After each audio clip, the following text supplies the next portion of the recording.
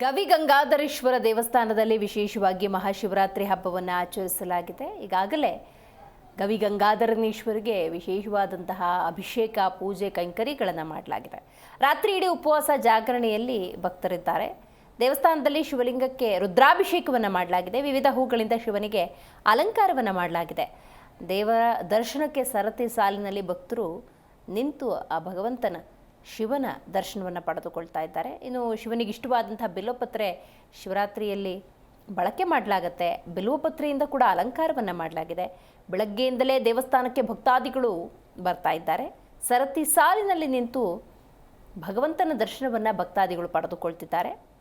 ನಾಳೆ ಮುಂಜಾನೆ 4:15ವರೆಗೂ ಕೂಡ ಪೂಜೆ ಇರುತ್ತೆ. ಯಾಕಂದರೆ ಶಿವರಾತ್ರಿ ಅಂದ್ರೇ ಜಾಗರಣೆ, ಶಿವರಾತ್ರಿ ಅಂದ್ರೇ ಉಪವಾಸ. ಇವತ್ತಿಡೀ ಉಪವಾಸ ಇದ್ದು ರಾತ್ರಿ ಜಾಗರಣೆ ಮಾಡಿ ಆ ಶಿವನಿಗೆ ಕೃಪೆಗೆ ಪಾತ್ರರಾಗುವಂಥ ಪದ್ಧತಿಯನ್ನು ಶಿವರಾತ್ರಿ ಹಬ್ಬದಂದು ಆಚರಿಸಲಾಗುತ್ತೆ. ಇನ್ನು ಗವಿಗಂಗಾಧರೇಶ್ವರ ದೇವಸ್ಥಾನದಲ್ಲೂ ಕೂಡ ಮಹಾಶಿವರಾತ್ರಿಯನ್ನು ವಿಜೃಂಭಣೆಯಿಂದ ಆಚರಿಸಲಾಗ್ತಾ ಇದೆ.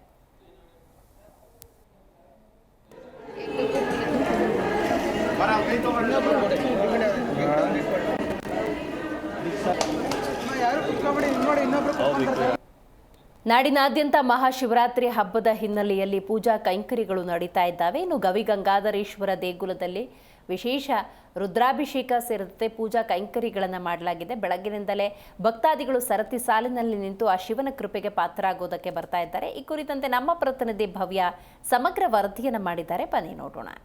ಇಂದು ಮಹಾಶಿವರಾತ್ರಿ ಎಲ್ಲೆಡೆ ಕೂಡ ಸಂಭ್ರಮದಿಂದ ಆಚರಣೆಯನ್ನ ಮಾಡ್ತಾ ಇರುವಂತದ್ದು. ಹಾಗೆ ಸಿಲಿಕಾನ್ ಸಿಟಿ ಜನತೆ ಕೂಡ ಶಿವನ ಆರಾಧನೆ ಮಾಡ್ತಾ ಇರುವಂತದ್ದು. ನಾನೀಗ ಗವಿಗಂಗಾಧರೇಶ್ವರ ಟೆಂಪಲ್ ಅಲ್ಲಿ ಇದ್ದೀನಿ. ಸದ್ಯ ನೀವು ದೃಶ್ಯದಲ್ಲಿ ಕೂಡ ನೋಡ್ತಾ ಇರಬಹುದು. ಮುಂಜಾನೆಯಿಂದ ಕೂಡ ಮಹಾಶಿವರಾತ್ರಿ ಹಿನ್ನೆಲೆಯಲ್ಲಿ ಮಾಘ ಮಾಸದ ಕೃಷ್ಣ ಪಕ್ಷದ ಚತುರ್ದಶಿಯಂದು ಶಿವರಾತ್ರಿ ಆಚರಣೆ ಮಾಡಲಾಗುತ್ತೆ. ಮಹಾದೇವನ ಜಪ ತಪ ಆರಾಧನೆಯನ್ನ ಕೂಡ ರಾತ್ರಿ ಪೂರ್ತಿ ಮಾಡಲಾಗುತ್ತೆ. ಸೊ ಹೀಗಾಗಿ ಶಿವನ ಪೂಜೆಗೆ ಬೇಕಾದ ಬೆಲ್ಲದ ಹಣ್ಣು, ಬಿಲ್ವಪತ್ರೆ, ವಿಭೂತಿ ಹೂವನ್ನ ಹಿಡಿದುಕೊಂಡು ಬಹಳಷ್ಟು ಭಕ್ತಾದಿಗಳು ಕೂಡ ಬರ್ತಾ ಇರುವಂತದ್ದು. ಸದ್ಯ ನೀವು ದೃಶ್ಯದಲ್ಲಿ ಕೂಡ ನೋಡ್ತಾ ಇರಬಹುದು. ಗವಿಗಂಗಾಧರೇಶ್ವರ ದೇವಸ್ಥಾನದಲ್ಲಿ ಬಹಳಷ್ಟು ಸಂಭ್ರಮದಿಂದ ದೇವರ ಆರಾಧನೆಯನ್ನ ಕೂಡ ಮಾಡ್ತಾ ಇರುವಂತದ್ದು. ಹಾಗೇನೆ ದೇವರಿಗೆ ವಿಶೇಷ ಅಲಂಕಾರವನ್ನ ಮಾಡಿ ಮುಂಜಾನೆಯಿಂದ ಕೂಡ ಅಭಿಷೇಕ ಆಗಿರ್ಬೋದು, ಬಹಳಷ್ಟು ಒಂದು ವಿಜೃಂಭಣೆಯಿಂದ ಕೂಡ ಪೂಜೆಯನ್ನ ಮಾಡಲಾಗ್ತಾ ಇದೆ.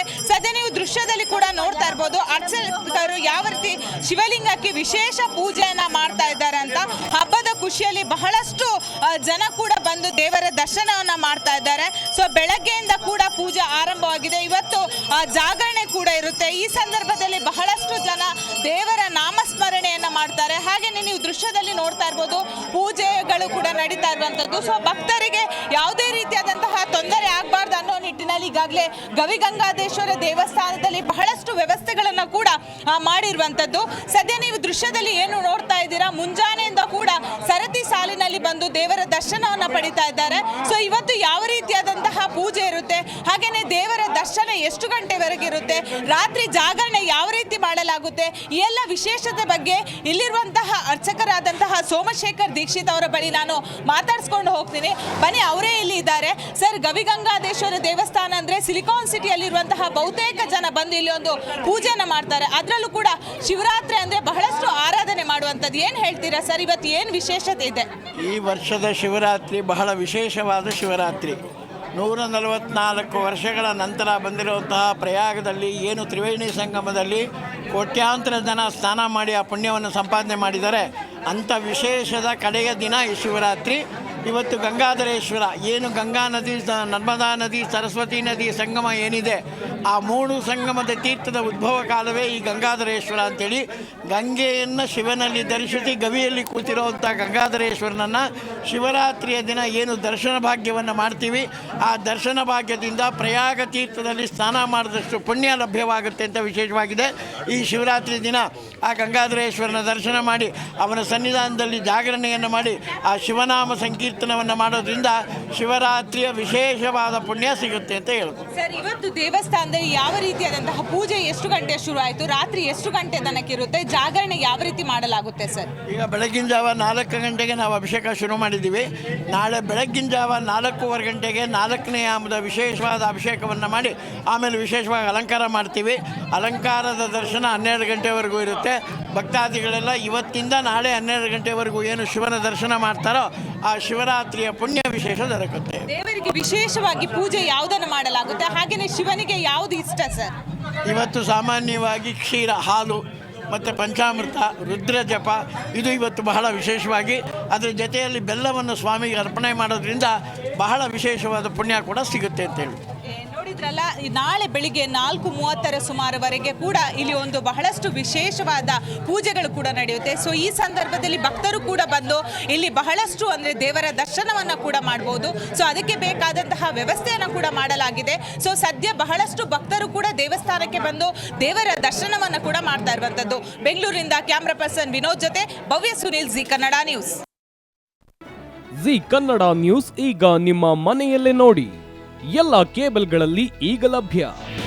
ನಿಮ್ಮ ನೆಚ್ಚಿನ ಜಿ ಕನ್ನಡ ನ್ಯೂಸ್ ಈಗ ಸನ್ ಡೈರೆಕ್ಟ್ ನಲ್ಲಿ number 292, Tata play number 1664, Jio TV number 1334, NXT digital number 30, in cable number 30, city networks 51, U digital number 162, GTPL number 17, Rockline telecommunications number 42, Shri Basaveshwara cable number 168, rural cable network 60, Vinayaka digital 57, Abhishek cable 821, city channel 53, Siddeshwara cable network 57, V4 digital Infotech 628, Surya digital networks 53, Gajanan digital number 836, Malnad infotech private limited number